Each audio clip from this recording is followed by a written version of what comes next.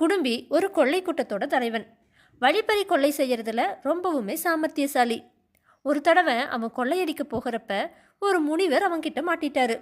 கையில தம்பூரவை வச்சுக்கிட்டு நாராயண நாராயணன்னு முனிவர் பாட்டுக்கு பாடிட்டு வந்துட்டு இருக்கிறப்ப குடும்பி போய் எதிரில் நின்னான். முனிவர் குடும்பியை பார்த்து, யாரப்பா நீ, உனக்கு என்ன வேணும்னு கேட்டாரு. அதுக்கு அவன், நான் யாரா இருந்தா உனக்கு என்ன, உன்கிட்ட இருக்கிற எல்லாத்தையும் என்கிட்ட கொடுன்னு மிரட்டுனான். அதுக்கு முனிவரோ, நீ யாருக்காக இந்த கொலை கொள்ளைகளையெல்லாம் செய்யறன்னு கேட்டாரு. அதுக்கு குடும்பி, என்னுடைய மனைவி மக்களுக்காகத்தான் நான் கொள்ளையடிக்கிறேன், அவங்களுக்கு என் மேலே ரொம்ப பாசம்னு சொன்னான். முனிவர் அதுக்கு, அவங்களுக்காகத்தான் கொள்ளையடிக்கிறேன்னு சொல்லற, கொள்ளையடிக்கிறதால வர பாவத்தை அவங்க பங்கு போட்டுக்குவாங்களான்னு கேட்டுட்டு வா, அவங்களும் பாவத்தில் பங்கு போட்டுக்கிட்டா நான் என்கிட்ட இருக்கிற எல்லாத்தையும் உன்கிட்ட தந்துடுறேன்னு சொன்னார். இதை கேட்ட கொள்ளையனான குடும்பி யோசிச்சு பார்த்தா. சரி, கேட்டுத்தான் பார்ப்போமேனு முனிவர் அங்கே இருந்து ஒரு மரத்தில் கட்டி போட்டுட்டு போனான். போனவன் திரும்பி வந்தப்ப முழுசாக மாறி இருந்தான். ஓடி வந்தவன் முனிவரோட காலில் விழுந்து, சாமி நீங்கள் சொன்னது சரிதான்னு அழுதுட்டே கட்டுகளை அவிழ்த்து விட்டான். என்னப்பா நடந்ததுன்னு முனிவர் கேட்டார். அதுக்கு குடும்பி, சாமி நீங்கள் சொன்னபடியே நான் என்னுடைய மனைவி குழந்தைகள் கிட்ட போய் என்னுடைய பாவத்தில் பங்கு போட்டுக்குவீங்களான்னு கேட்டேன். அதுக்கு அவங்க எல்லோரும், எங்களை காப்பாற்ற வேண்டிய பொறுப்பு உன்னை சேர்ந்தது, அதுக்காக நீ பாவம் செஞ்சா அந்த பாவங்களை நீ தான் அனுபவிக்கணும், அதில் எங்களுக்கு எந்த பங்கும் இல்லைன்னு சொல்லிட்டாங்க. நீங்கள் தான் சாமி நான் செஞ்ச எல்லா பாவத்திலிருந்தும் விடுபட நல்ல வழி காமிக்கணும்னு கெஞ்சினா. அதுக்கு முனிவரோ, நீ செஞ்ச பாவங்களையெல்லாம் நீக்க வல்ல ஒரே வழி ராமநாமத்தை சொல்லறது தான்னு சொல்லிட்டு போயிட்டாரு. அவர் போனதுக்கப்புறமா கொள்ளையனான குடும்பி அங்கேயே உட்கார்ந்து ராமநாமத்தை ஜபிக்க ஆரம்பிச்சா. அவனை சுற்றி கரையான் புற்று கட்டுச்சு. ராமநாம ஜபத்தால் அவனுடைய பாவமெல்லாம் அழிஞ்சு ஞானம் பெற்றா. தவம் முடிஞ்சதுக்கப்புறமா புத்துல இருந்து வெளியே வந்தா. அவருதான் வால்மீகி முனிவர்னு அழைக்கப்பட்டாரு. கொள்ளையனா இருந்தவனை நல்ல வழியில திருப்பி விட்ட அந்த முனிவர் எல்லா கலகத்தையும் நல்ல வழியில முடிச்சு வைக்கிற நாரதர் தான். ஞானம் பெற்ற வால்மீகி தமசா ஆத்தங்கரையில் ஆசிரமம் அமைச்சு வாழ்ந்து வந்தார். ஒரு நாள் நாரத முனிவர் வால்மீகியை பார்க்கறதுக்காக வந்தார். வால்மீகி நாரதர்கிட்ட, மனிதர்களில் உத்தமனாகவும் எல்லோராலும் போற்றப்படக்கூடியவனாகவும் யாராச்சும் இருக்காங்களா, அப்படி இருந்தால் அவன் யாருன்னு கேட்டார்.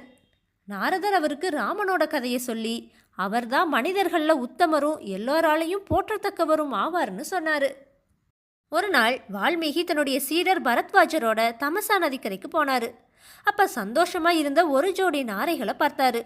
அந்த சமயத்தில் எங்கேயோ இருந்து வந்த ஒரு அம்பு ஆண் நாரை மீது பாய்ந்து அதனோட உயிரை எடுத்துருச்சு.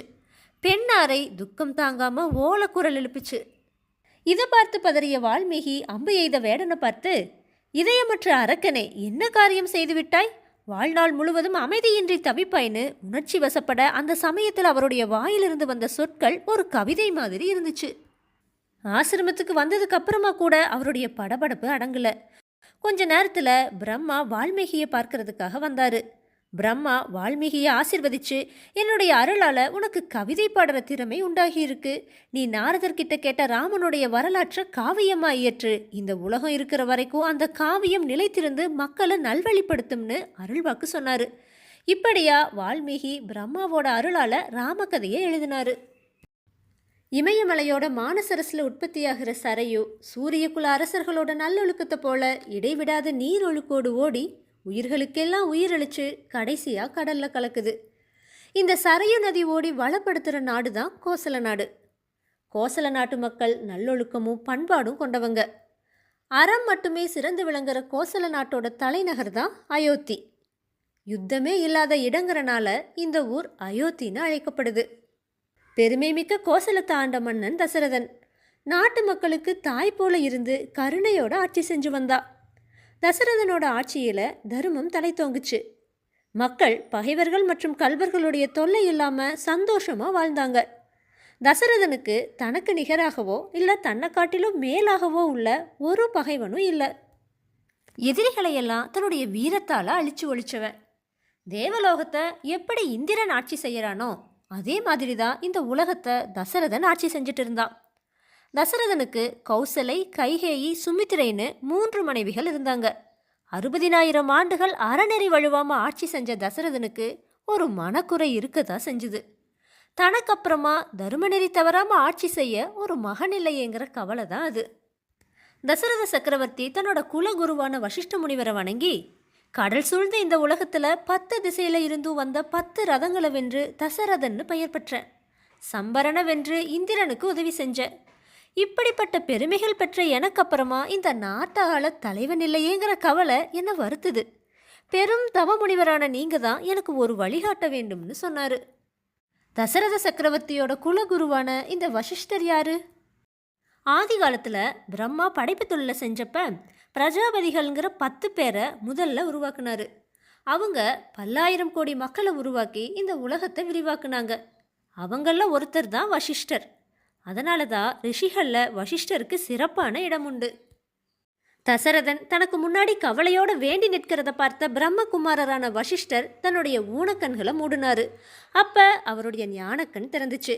பிரம்மலோகத்தில் நடக்கிற நிகழ்ச்சிகள் எல்லாம் அவருடைய அகக்கண்ணுக்கு முன்னாடி தெரிஞ்சுது.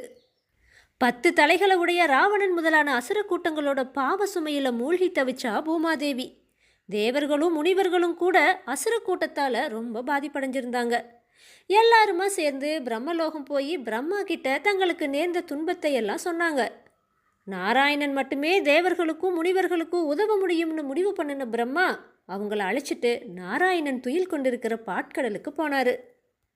அங்க குடிகொண்டிருக்கிற நாராயணன் கிட்ட, எல்லாம் அறிந்த இறைவா, புலஸ்தியருடைய குலத்துல தோன்றின ராவணன் அசுரர்களுக்கு தலைவனா இருக்கான். என்னால கொடுக்கப்பட்ட வரத்தால ஆணவம் கொண்டு 3 உலகங்களையும் கொடுமைப்படுத்தி வரா. நீங்க தான் அசுர குலத்தை அழிச்சு நாங்க செழித்து வாழ அருள் புரிய வேண்டும்னு வேண்டினாரு. அதுக்கு நாராயணன், தர்மாங்கதனோட தவத்தால மகிழ்ச்சி அடைஞ்சனா அவருக்கு ஒரு வரம் கொடுத்துருக்க. அந்த வரத்தின்படி நான் அவருக்கு மகனா பிறக்கணும். அவரு இப்ப பூலோகத்துல தசரதனா அவதரிச்சிருக்காரு. நான் என்ன 4 கூறுகளா பிரிச்சு தசரதனோட பிள்ளையா கோசலை, கைகேயி மற்றும் சுமித்திரையுடைய வயிற்றுல பிறப்பேன்னு சொன்னாரு. ராவணன் பிரம்மதேவர்கிட்ட வரம் வாங்குறப்ப மனிதர்களை சின்ன பிராணின்னு நினைச்சு விட்டுட்டான். அதனால தசரதனோட பிள்ளையா மனித அவதாரம் எடுக்கிறனா ராவணாதி அரக்கர்களை அழிச்சு உங்களோட துன்பத்தை போக்குறேன்னு சொன்னாரு. ரகுகுலத்துல மனிதனா அவதரிக்க போற நாராயணனுக்கு உதவுறதுக்காக தேவர்கள் எல்லோரும் வானரங்களா அவதரிக்க முடிவு பண்ணினாங்க. அதுபடி இந்திரன் வாலியாகவும், சூரியன் சுக்ரீவனாகவும், அக்னிதேவன் நீலனாகவும், வாயுதேவன் ஹனுமனாகவும், உபேந்திரன் அங்கதனாகவும் அவதரிச்சாங்க. பிரம்மா கரடி குழு தலைவனான ஜாம்பவானா அவதரிச்சாரு. இவங்க எல்லோரும் ராம அவதாரத்துக்காக காத்துட்டு இருந்தாங்க. அதெல்லாம் சரிதான். ராவணன் பிரம்மா கிட்ட அப்படி என்னதான் வரம் வாங்குனா? ராவணன் பாதி தேவகுலத்தையும் பாதி அசுர குலத்தையும் சேர்ந்தவர். ராவணனுடைய தந்தை விஸ்வரஸ் முனிவர், தாயான புஷ்போகதை ஒரு அசுர பெண். ராவணன் காத்த மட்டுமே உணவா கொண்டு தியானத்துல மூழ்கி 1000 வருடங்கள் ஒத்த காலில் நின்று பிரம்மாவை நோக்கி தவம் செஞ்சா. 1000 வருடங்கள் முடிகிற சமயத்துல 10 தலைகள் கொண்ட ராவணன் தன்னுடைய தலைகள் ஒவ்வொன்றா வெட்டி வேள்வி நெருப்புல போட்டான். ராவணனோட இந்த செயலால மகிழ்ந்து போன பிரம்மா ராவணனுக்கு முன்னாடி தோன்றினாரு. உன் தவத்திற்கு மெச்சினேன். என்ன வரம் வேண்டும் கேள். இரவாமை தவிர்த்து நீ கேட்கும் எல்லா வரங்களும் கிடைக்கும். நீ காணிக்கையாக இட்ட தலைகள் முன்பு போலவே உன்னுடைய உடலை அலங்கரிக்கும். நீ விரும்பிய உருவம் எடுக்க வல்லவனாகவும் போர்க்களத்தில் எதிரிகளை வெல்பவனாகவும் இருப்பாய்னு ஆசிர்வதிச்சாரு.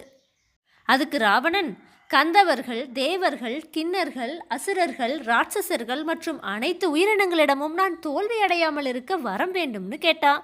அதுக்கு பிரம்மா, மனிதர்கள் தவிர்த்து நீ பெயரிட்டு சொன்ன அனைவர் மூலமும் உனக்கு தோல்வி இருக்காதுன்னு வரம் கொடுத்தாரு.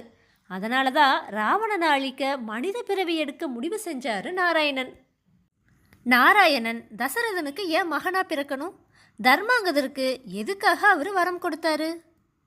கங்கை கரையில் தர்மாங்கதர்ங்கிற முனிவர் வாழ்ந்து வந்தார். அதே கிராமத்தில் ஒரு வேதியரும் வாழ்ந்து வந்தார். அவர் ரொம்ப சாந்த சுரூபி. அவருடைய மனைவி பேர் கலகை. கணவனுக்கு நேரெதிரான குணங்கள் கொண்டவர். எதையும் ஏட்டிக்கு போட்டியாக பண்ணுவாள்.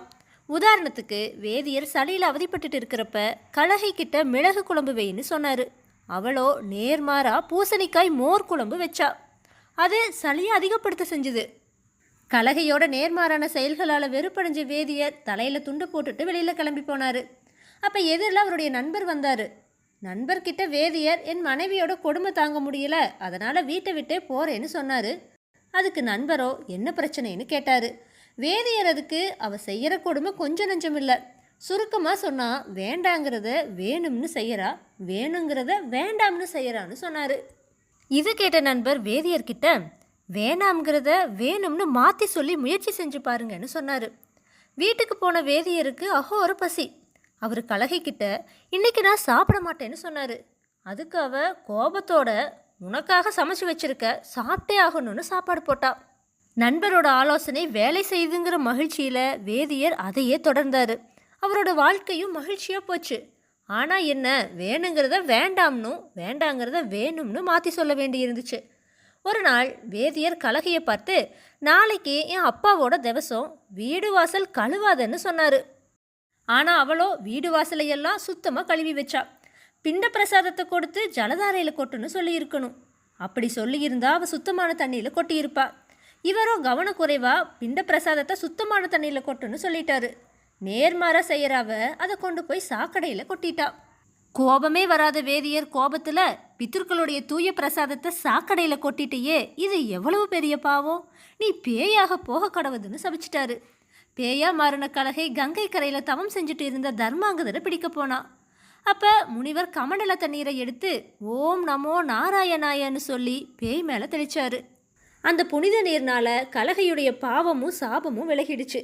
தன்னோட தவறு உணர்ந்த கலகை தர்மாங்கத முனிவருடைய அருளை வேண்டி நின்னான். தர்மாங்கத முனிவர் அவளுக்கு தன்னருள் புரிஞ்சு அவருடைய தவ பலனில் பாதியை கொடுத்தாரு. முக்தி அடைஞ்ச 2 பேரும் வைகுண்டத்துக்கு போனாங்க. நாராயணன் தர்மாங்கதரை பார்த்து, நீ பூவுலகில் சூரிய குலத்தில் பிறந்து தசரதன் என்ற பெயர் பெற்று 60,000 ஆண்டு தவம் செய்வாயாக. நான் உனக்கு மகனாக பிறந்து ராமன் என்ற பெயருடன் விளங்கி ராவண வதம் செய்து நாட்டுக்கு நலம் செய்வேன்னு சொன்னார். கலகையை பார்த்து, நீ கேகய நாட்டில் அஸ்வபதி மன்னனுக்கு மகளா பிறந்து கைகேயிங்கிற நாமத்தோட வளர்வ. தர்மாங்கதருடைய தவ பலனில் பாதி பெற்றதால கோசல வயிற்றுல நான் பிறந்தாலும் என்னை நீ அன்பு மகனா வளர்ப்ப. நீ பிறந்த வீட்டிலேயோ புகுந்த வீட்டிலேயோ பெருமையோட வாழ்வ.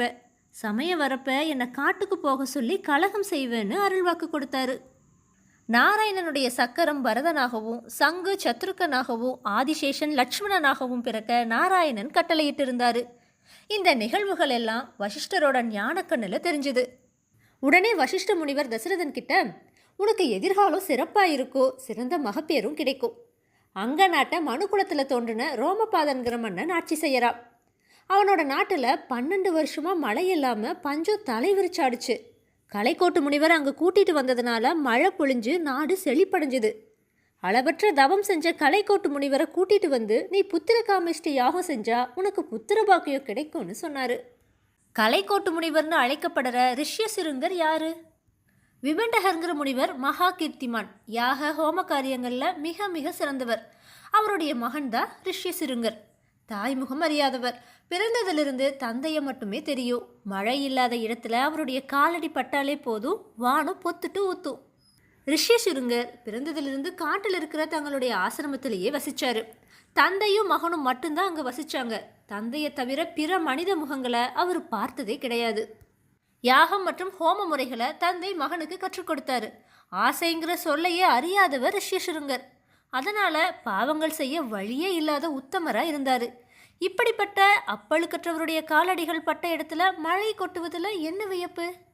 இந்த நிலையில தான் அங்க தேசத்து அரசனான ரோமபாதன் மழை இல்லாமல் நாட்டு மக்கள் வாடுவதை பார்த்து தானும் வாட்டமுற்றான். என்னவெல்லாமோ யாகங்கள் நடத்தி பார்த்தா.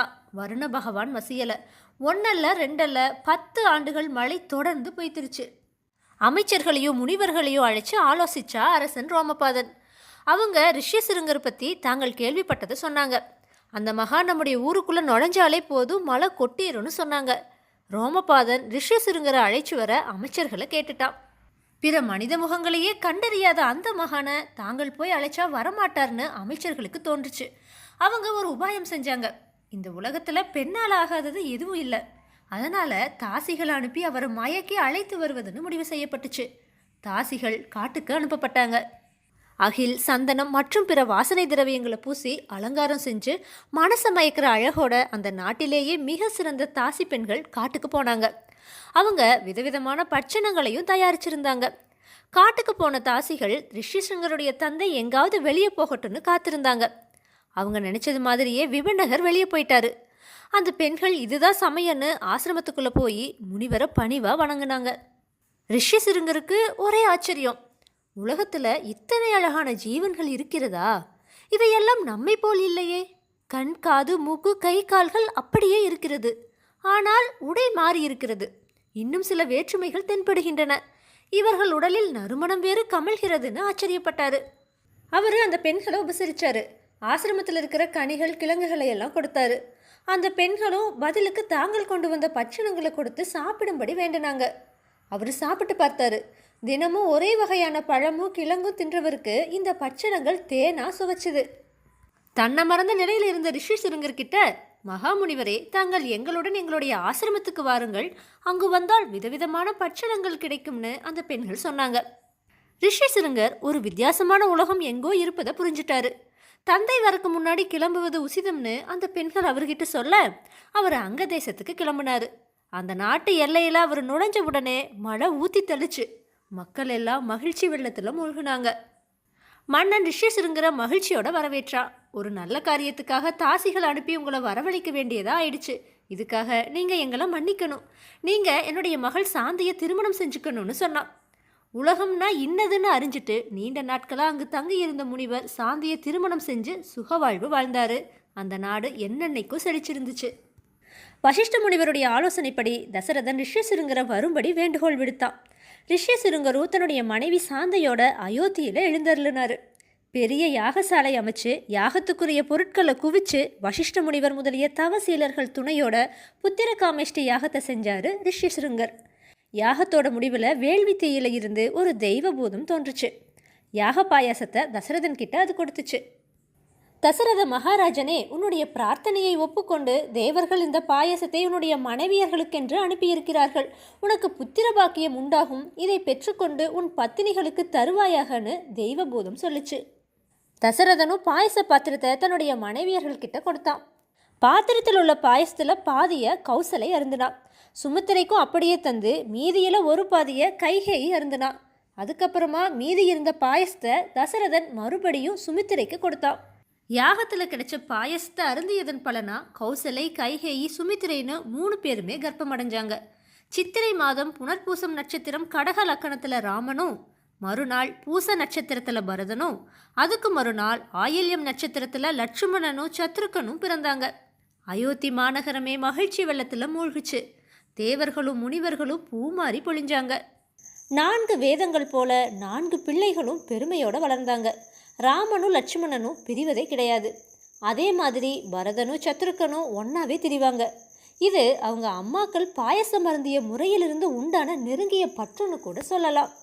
5 வயதுக்கு மேலே சகோதரர்கள் 4 பேரும் வசிஷ்டருடைய ஆசிரமத்தில் தங்கி கலைகளை எல்லாம் கற்றுக்கிட்டாங்க. அரசகுமாரர்களுக்கு தேவையான எல்லா பயிற்சிகளும் அவங்களுக்கு தரப்பட்டுச்சு.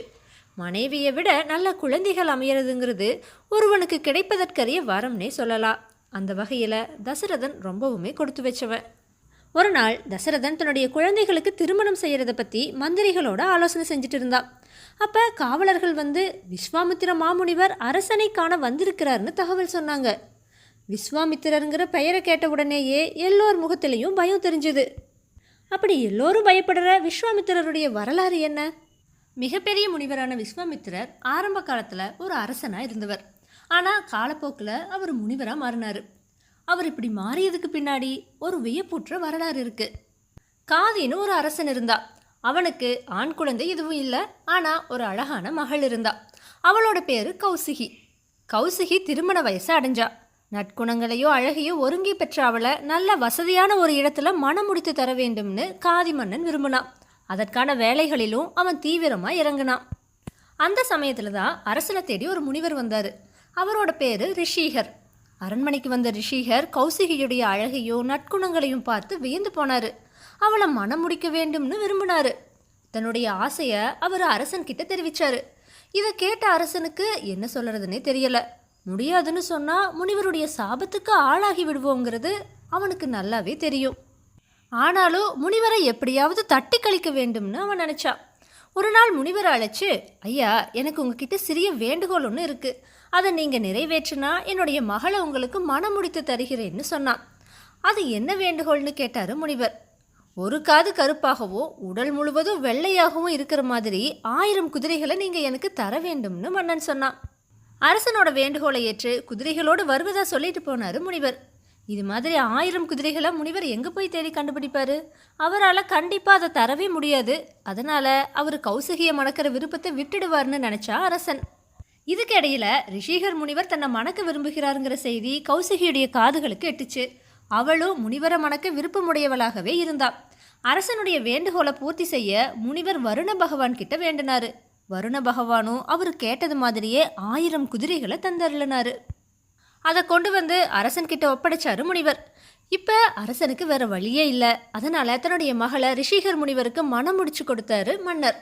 ரிஷிகரும் கௌசகியும் நல்ல ஒரு தம்பதிகளாகவே வாழ்ந்து வந்தாங்க. ஒரு நாள் ரிஷிகர் கௌசகியை அழைச்சு, நான் உனக்கு ஒரு வரம் தர ஆசைப்படுறேன், என்ன வரம் வேண்டுமோ கேளுன்னு சொன்னாரு. தன்னுடைய கணவன் தன் மேலே வச்சிருக்கிற அளப்பரிய அன்பை பார்த்து கௌசகி மனம் மகிழ்ந்தா. சுவாமி, நான் எனக்கான வரத்தை இன்னொரு நாள் கேட்கலாமான்னு கேட்டா கௌசகி. ரிஷிகரும் அதுக்கு சம்மதிச்சாரு. ஒரு நாள் கௌசகி தன்னுடைய தாய் வீட்டுக்கு போனான். அங்கே தாயும் மகளும் எல்லா விஷயங்களை பற்றியும் பேசினாங்க. அப்போ கௌசகி தன்னுடைய கணவர் தனக்கு கொடுத்த வரம் குறித்து தன் தாய்கிட்ட சொன்னான். என்ன வரம் கேட்க போகிற கௌசகின்னு அவளுடைய தாய் கேட்டா. எனக்கான ஆசைகள் இருக்கட்டும் அம்மா, உங்களுக்கு ஏதாவது ஆசை இருந்தால் சொல்லுங்க, நான் அதை என்னுடைய கணவர்கிட்ட கேட்கிறேன்னு சொன்னா கௌசகி. உடனே கௌசகியுடைய தாய் தனக்கு ஒரு ஆண்மகன் பிறந்தா நல்லா இருக்குன்னு சொன்னான். சில மணி நேரங்களுக்கு அப்புறமா கௌசகி தன்னுடைய தாய் வீட்டிலிருந்து புறப்பட்டு தன்னுடைய வீட்டுக்கு போனான். அடுத்த நாள் ரிஷிக முனிவர்கிட்ட தனக்கான வரம் குறித்த பேச்சை கௌசகி தொடங்கினான். முனிவரும் என்ன வரம் வேண்டும் கேள்னு கேட்டாரு. சுவாமி, எனக்கு ஒரு மகன் வேண்டும்னு அவ சொன்னான். அருமை, இதைத்தான் நீ கேட்பாய் என்று நான் எண்ணினேன்னு முனிவர் சொன்னாரு. சுவாமி, என்னுடைய தாய்க்கும் ஒரு மகன் வேண்டும்னு சொன்னா கௌசகி. அதற்கென்ன, அப்படியே ஆகட்டும்னு சொன்ன முனிவர் சில மணி நேரம் தியானத்தில் அமர்ந்தாரு. அதுக்கப்புறமா 2 பிரசாதங்களை அவர் கௌசகி கிட்ட கொடுத்தாரு. ஒரு பிரசாதத்தை குறிப்பிட்டு இதை நீ உண்ண வேண்டும்னு, இன்னொன்று உன்னுடைய அன்னை உண்ண வேண்டும்னு சொன்னார். அடுத்த நாள் 2 பேரும் குளிச்சுட்டு நீ அத்தி மரத்தையும் உன்னுடைய தாய் அரச மரத்தையும் சுற்ற வேண்டும்னு சொன்னார். 2 பிரசாதங்களையும் எடுத்துட்டு கௌசகி தன்னுடைய தாயை சந்திக்க போனான். நடந்த அனைத்தையும் தன் தாய்கிட்ட அவ சொன்னான். அதை கேட்டுட்டு சில நொடிகள் யோசித்த கௌசகியுடைய தாய், நான் ஒன்று சொன்னா நீ வருத்தப்படக்கூடாது கௌசகி. பொதுவாக எல்லா தந்தைகளும் தன்னுடைய மகன்தான் சிறந்தவனாக இருக்க வேண்டும்னு நினைப்பாங்க. அதனால் நீ உண்ண வேண்டும்னு உன்னுடைய கணவர் சொன்ன அந்த பிரசாதத்துக்கு தான் சக்தி அதிகமாக இருக்கும். ஆகையால் அதை நீ எனக்கு கொடுத்துட்டு எனக்காக கொடுத்ததை நீ உண்டு விடு. மரத்தையும் அதுக்கேற்ற மாதிரி நம்ம மாற்றி சுற்றிக்கலாம். எனக்கு பிறக்க போகிற உன்னுடைய சகோதரனுக்காக இதை நீ செய்வாயான்னு கேட்டா. கௌசகியும் கொஞ்ச நேரம் யோசிச்சு பார்த்துட்டு சரின்னு சொல்லிட்டா. அதுக்கப்புறமா பிரசாதத்தை 2 பேரும் உண்டுட்டு மரத்தையும் மாற்றி சுற்றிட்டாங்க. சில நாட்களில் கௌசகியும் அவளுடைய தாயும் கர்ப்பம் அடைஞ்சாங்க. கௌசகியுடைய உருவ மாற்றத்தை கவனித்த முனிவர் பிரசாதம் உண்பதில் ஏதோ குளறுபடி நடந்துள்ளதுங்கிறத தன்னுடைய ஞான திருஷ்டியால் தெரிஞ்சுக்கிட்டாரு. பெரும் தவறு செய்து விட்டாயே கௌசகி, நான் ஒரு அந்தணன்கிறனால உனக்கு பிறக்கிற குழந்தை அந்தணனாக இருக்க வேண்டும்னும், உன்னுடைய தந்தை சத்திரியன்கிறனால உன்னுடைய தாய்க்கு பிறக்க போகிற குழந்தை சத்திரியனாக இருக்க வேண்டும்னு தானே நான் பிரசாதம் கொடுத்தேன். இப்படி நீங்கள் 2 பேரும் பிரசாதத்தை மாற்றி உண்டதால உன்னுடைய தாய்க்கு பிறக்கிற குழந்தை அந்தணனுக்கு உரிய குணத்தோடு எப்போதும் தவம் செய்து கொண்டிருக்க விரும்புவான். உனக்கு பிறக்க போகும் குழந்தையோ போர் குணத்தோடும் அனைவரையும் கொன்று குவிக்கும் வலிமையோடும் பிறக்கப் போகிறான்னு சொன்னார். இதை கேட்டு அதிர்ந்து போன கௌசகி, நான் செய்த தவறை மன்னித்து இதை எப்படியாவது மாற்றுங்கள் சுவாமின்னு கதறி அழுதா. மனம் மாறிய முனிவர், ஒரே ஒரு வழிதான் இருக்கு, உனக்கு பிறக்கிற குழந்தை அந்தணனாக பிறப்பா. ஆனால் உன்னுடைய தாய்க்கு பிறக்கிற குழந்தை சத்திரியனாக பிறந்தாலும் சில காலத்துக்கு அப்புறமா அவன் அந்தணன் மாதிரி மாறி விடுவான்னு சொல்லி அதுக்கான வரத்தையும் கொடுத்தாரு. அதுபடி கௌசகிக்கு பிறந்த குழந்தையே பிற்காலத்தில் ஜமத்கனி முனிவர்னு அழைக்கப்பட்டாரு. அவளுடைய தாய்க்கு பிறந்த குழந்தை கௌசிகன் தான் அரசனாக இருந்து அதுக்கப்புறமா முனிவராக மாறின விஸ்வாமித்திரர். கௌசிகன் விஸ்வாமித்திர முனிவராக மாறியதற்கான வரலாறு வசிஷ்ட முனிவரோடு தொடர்புடையதாக இருக்குது. கௌசிக நாட்டில் பஞ்சம் ஏற்பட துவங்கிய காலகட்டத்தில் கௌசிக மன்னன் தனது படை பரிவாரங்களோட காட்டு வழியாக பயணித்து கொண்டிருக்கும் போது வசிஷ்ட முனிவருடைய ஆசிரமத்தை கடக்க நேரிட்டுச்சு. மன்னனை உபசரிக்க விரும்பின வசிஷ்டர் மன்னனுக்கும் படை வீரர்களுக்கும் தானே விருந்தளிக்க முன் வந்தார். ஆனால் கௌசிக மன்னனோ காட்டுப்பகுதியில் தனித்து அமைந்திருக்கிற ஆசிரமத்தில் வாழற வசிஷ்டரால் தனக்கும் அத்தனை வீரர்களுக்கும் உணவு சமைத்து பரிமாற இயலாதுன்னு எடுத்து சொன்னான். ஆனால் வசிஷ்டரோ தன்னால் சற்று நேரத்தில் எல்லோருக்கும் வேண்டிய அறுசுவை விருந்த வழங்க இயலும்னு சொல்லி சொன்ன மாதிரியே எல்லோருக்கும் விருந்தளிச்சு உபசரிச்சாரு. இதனால் ஆச்சரியமடைந்த மன்னன் கௌசிகன் இது எப்படி சாத்தியமானதுன்னு வசிஷ்டர்கிட்ட கேட்டா. வசிஷ்ட முனிவரோ தன்கிட்ட இருந்த தெய்வீக பசுவான காமதேனுவுடைய கன்று சபலை கேட்ட எல்லாவற்றையும் வழங்க வல்லதுன்னு சொன்னார். கேட்டதையெல்லாம் கொடுக்குற இப்படி ஒரு பசு தன்கிட்ட இருந்தா தன்னுடைய நாட்டில் பஞ்சமே வராமல் ஆளலாமேன்னு நினச்ச கௌசிக மன்னன் வசிஷ்டர்கிட்ட அந்த பசுவை தனக்கு தந்தருளுமாறு வேண்டுனான். தேவேந்திரன் தனக்கு வரமாக கொடுத்த பசுவை தானமாக கொடுக்குற அதிகாரம் தனக்கு இல்லைனும் சபலை பசுவே விருப்பப்பட்டு வந்தா அழைத்து செல்லுமாறும் வசிஷ்டர் சொன்னார். ஆனால் சபலை பசு மன்னனோடு போக விரும்பாததால வசிஷ்டரை சரணடைஞ்சுது. கௌசிகன் தனது படை வீரர்கள் கிட்ட அந்த பசுவை சிறைப்பிடிக்குமாறு உத்தரவிட்டா. தனது பசுவை படை வீரர்கள் இழுத்து துன்புறுத்துவதை பார்த்த வசிஷ்டர் சபலையுடைய வேண்டுகோளுக்கிணங்க வீரர்கள் அனைவரும் எரிந்து சாம்பலாகும்படி சபிச்சாரு. வசிஷ்டரோட மகிமையையும் தவத்தோட பலத்தையும் உணர்ந்த மன்னன் வசிஷ்டர்கிட்ட தானும் அவரை போல பிரம்மரிஷியாக வேண்டும்னு வேண்டுனான். ஆனால் வசிஷ்டரோ கடுமையாக தவம் ஏற்றினால் மட்டுமே பிரம்மரிஷி பட்டம் பெற முடியும்னு சுகபோகங்கள் நிறைந்த அரச வாழ்க்கையில் திளைத்த மன்னனால அப்படி கடுமையான தவம் புரிய முடியாதுன்னு சொன்னார். வசிஷ்டர் தன்னை அவமதித்து விட்டுதான் நினைச்ச கௌசிக மன்னன் தானும் அவரை போலவே கடுமையான தவம் புரிந்து அவருடைய வாயாலேயே பிரம்மரிஷி பட்டம் பெறுவேன்னு சவால் விட்டு தவம் ஏற்ற தொடங்கினார். கௌசிக மன்னனோட கடுமையான தவத்தை கண்டு மகிழ்ந்த ஈஸ்வரன் பூரணமான தனுர் வேதத்தையும் சகல அஸ்திரங்களையும் அருளினாரு. தான் பெற்ற அஸ்திரங்களை கொண்டு வசிஷ்டரை வெற்றி பெற நினைத்த கௌசிகன் அந்த அஸ்திரங்களை வசிஷ்டரை நோக்கி ஏவினாரு. கடுந்தவம் புரிந்து பெற்ற அஸ்திரங்கள் அனைத்தையும் தனது தண்டத்தை கொண்டு பலமிழக்க செஞ்சாரு வசிஷ்டர். வசிஷ்டர்கிட்ட தன்னுடைய தவ பலத்தை சோதித்து பார்த்த கௌசிகன் தான் மேலும் உறுதியான தவத்தினை மேற்கொள்ள வேண்டும்னு உணர்ந்து தவம் செய்து பிரம்மனிடமிருந்து ராஜரிஷி பட்டத்தையும் அதுக்கப்புறமா மகரிஷி பதவியையும் அடைஞ்சாரு. கௌசிகன் அதன் பிறகு விஸ்வாமித்திரர்னு அழைக்கப்பட்டாரு. இருந்தாலும் விஸ்வாமித்திரருடைய சத்திரிய குல அரச குணத்தால் அவருடைய தவ வலிமைகள் எல்லாமே அவருடைய சுய ஆசாபாசங்களுக்காக மட்டுமே பயன்படுத்தப்பட்டுச்சு. கௌசிக மன்னன் தனது தவ வலிமையால் விஸ்வாமித்திரரான காலத்தில் திரிசங்க அரசன் தனது பூத உடலோட ஸ்வர்க்கத்துக்கு செல்ல வேண்டும்னு ஆசை கொண்டு தனது குலகுருவான வசிஷ்டரை அணுகுனான். ஆனால் வசிஷ்டர் இதை மறுத்துட்டாரு. மன வருத்தத்தோட திரிசங்கு தனது குரு வசிஷ்டருடைய புத்திரர்கள் கிட்ட அதே விண்ணப்பத்தை வச்சான். குருவான தங்களுடைய தந்தையை மதிக்காத திரிசங்க அரசனை சண்டாளனாகும்படி அவங்க சபிச்சிட்டாங்க. சாபத்தினால அவலட்சண உருவம் பெற்ற திரிசங்க அரசன் விஸ்வாமித்திரரை தஞ்சமடைஞ்சா. அவன் மேலே கருணை கொண்ட விஸ்வாமித்திரர் தனது தவ வலிமையால் அவனை அவனுடைய விருப்பப்படி உயிரோட ஸ்வர்க்கத்துக்கு அனுப்புவதா வாக்களித்து அதை நிறைவேற்ற யாகமும் செஞ்சார். முடிவில் ஸ்வர்க்கம் வரைக்கும் போன திரிசங்க அரசனை தேவேந்திரன் தள்ளிவிட தனது தவ வலிமை அத்தனையையும் ஒரு சேர்த்து விஸ்வாமித்திரர் திரிசங்க அரசனுக்குன்னு தனியாக ஒரு திரிசங்கு சொர்க்கத்தையே உருவாக்குனாரு. இதனால் தவ வலிமையை இழந்த விஸ்வாமித்திரர் மீண்டும் தவம் இருக்க ஆரம்பித்தார். அவருடைய தவத்தின் கனல் தேவலோகத்தில் இருக்கிற இந்திரனுக்கு அச்சத்தை உண்டாக்குச்சு. அதனால் தேவக்கன்னிகையான மேனகையை விஸ்வாமித்திரருக்கு முன்னாடி நடனமாட செஞ்சு முனிவருடைய தவத்தை கலைக்க சொல்லி கட்டளையிட்டான் இந்திரன். அவ்வாறே மேனகை விஸ்வாமித்திரருக்கு முன்னாடி நடனமாடினா. அவளுடைய நடனத்தினால முனிவருடைய தவம் கலைஞ்சுது. அத்தோட மேனகையை மனைவியாக ஆக்கிட்டாரு விஸ்வாமித்திரர். இவங்க 2 பேருக்கும் சகுந்தலைங்கிற மகள் பிறந்தா. ஆனாலும் தன்னுடைய தவம் மேனகையால் கலைக்கப்பட்டதற்காக மேனகையை விஸ்வாமித்திரர் சபிச்சாரு. அதுக்கப்புறமா 1000 ஆண்டுகளுக்கு கடுமையான தவம் செய்யறதுக்காக இமாலயத்துக்கு போயிடுறாரு விஸ்வாமித்திரர். தன் சுய அறிவினாலேயே எல்லாவற்றையும் பெற்றுவிட முடியும்னு நினைச்ச விஸ்வாமித்திரருக்கு பிரம்மா பாடம் புகட்ட நினைச்சாரு. விஸ்வாமித்திரருக்கு முன்னாடி தோன்றி அவர் பிரம்மரிஷிதான்னு சொன்ன உடனே அதை பிரம்மரிஷியான வசிஷ்டர் தன்னுடைய வாயால் சொல்ல வேண்டும்னு சொன்னார் விஸ்வாமித்திரர். வசிஷ்ட முனிவருடைய மனைவியான அருந்ததி இதை அறிந்து தன்னுடைய கணவர்கிட்ட விஸ்வாமித்திரர் பிரம்மரிஷிதான்னு அவர் தம் வாயால் கூறிவிடும்படி ஆலோசனை சொன்னான். வசிஷ்ட மகரிஷியும் தன்னுடைய திருவுள்ளம் திறந்து, அருந்ததியே, நான் விஸ்வாமித்திரருடைய பலத்தினாலும் பராக்கிரமத்தினாலும் பயந்துடலை. அவர் மேலே கொண்ட பேரன்பினாலேயே அவரை பிரம்மரிஷின்னு என்னுடைய மனசார ஏற்றுக்கொள்வதோட எல்லோர் முன்னிலையிலையும் இதை சொல்லுவேன்னு சொன்னார். வசிஷ்ட முனிவருடைய ஆசிரமத்துக்கு வெளியில் காத்துட்டு இருந்த விஸ்வாமித்திரருடைய காதுகளில் வசிஷ்டர் சொன்ன வார்த்தைகள் விழுந்துச்சு. அந்த வார்த்தைகள் விஸ்வாமித்திரருடைய ஆணவம், அகந்தை, கோபம்ங்கிற சக்திரிய குணங்களை சுக்குநூறாக உடைச்சிது. கண்ணீர் மல்க தன்னுடைய பாவங்களை வசிஷ்டருடைய பாதங்களில் சமர்ப்பித்து கதறினார் விஸ்வாமித்திரர். விஸ்வாமித்திரரை வாரி அணைச்சு கொண்ட வசிஷ்டர் அவரை ஆசிர்வதித்து பிரம்மரிஷின்னு அழைச்சி வாழ்த்தினார். பிரம்மரிஷிங்கிற அந்த பட்டம் விஸ்வாமித்திரருக்கு பெருமையை தராமல் பொறுமையை தந்து விழிப்புணர்வையும் தந்துச்சு. இதுதான் விஸ்வாமித்திரருடைய வரலாறு. இப்படிப்பட்ட சிறப்புகளை பெற்ற விஸ்வாமித்திர முனிவர் தசரதன் சபைக்கு எதிர்பாராமல் திடீர்னு வந்தார். இந்திரனோட சபைக்கு பிரம்மா வந்தா தேவராஜன் எப்படி வரவேற்பானோ அதே மாதிரி தசரதன் விஸ்வாமித்திரரை வரவேற்று அவரோட பாதங்களை வணங்கி நின்னான். தன்கிட்ட விஸ்வாமித்திரர் ஏதோ கேட்க வந்திருக்கிறத உணர்ந்த தசரதன் அவர் கேட்கிறத உடனடியாக தரதா வாக்களிச்சான்.